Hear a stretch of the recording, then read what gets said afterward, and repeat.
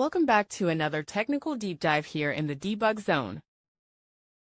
Today we're tackling a big question and breaking it down with insights from other users. Hopefully this clears up some misconceptions and helps you get the answer you need.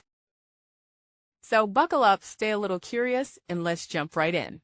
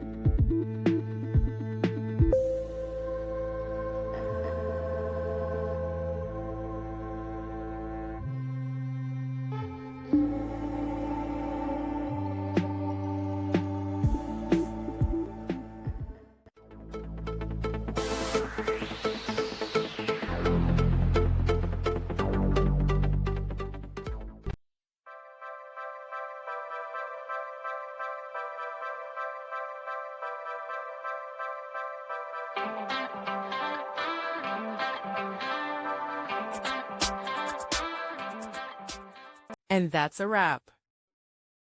I hope you found the answer you were looking for. If you did, take a second to hit that subscribe button. It really helps out. And let me know in the comments which solution worked best for you. See you next time in the debug zone.